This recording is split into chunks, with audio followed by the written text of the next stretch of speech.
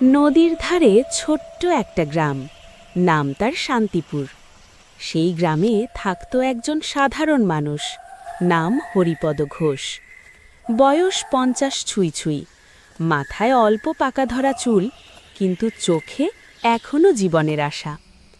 ভোর হলেই হরিপদ উঠে পড়ত, হাতে লাঠি, কাঁধে গামছা, আর মনে একটাই চিন্তা, আজকের দিনটা যেন ভালো যায়।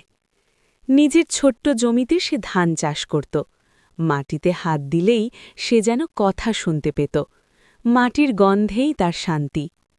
হরিপদর জীবন সহজ ছিল না। বৃষ্টি হলে ফসল নষ্ট, রোদ হলে জমি ফেটে যেত। তবু সে কখনো অভিযোগ করত না। সন্ধ্যায় কাজ শেষে নদীর পাড়ে বসে সূর্য ডোবা দেখত, আর ভাবত এই গ্রামই তার সব। একদিন গ্রামের স্কুলের ছাদ ভেঙে পড়ল। গ্রামের সবাই চিন্তায় পড়ে গেল। হরিপদ নিজের জমানো অল্প টাকা আর শ্রম দিয়ে সবার আগে এগিয়ে এলো। সে বলল, স্কুল বাঁচলে গ্রামের ভবিষ্যৎ বাঁচবে। তার কথা শুনে গ্রামের লোকেরা একসাথে কাজ শুরু করল। কয়েকদিনের মধ্যেই স্কুলটা আবার দাঁড়িয়ে গেল।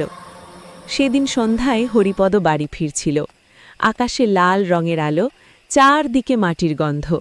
সে হেসে বলল, আমি ধনী নই, কিন্তু এই গ্রামটাই আমার সবচেয়ে বড় সম্পদ।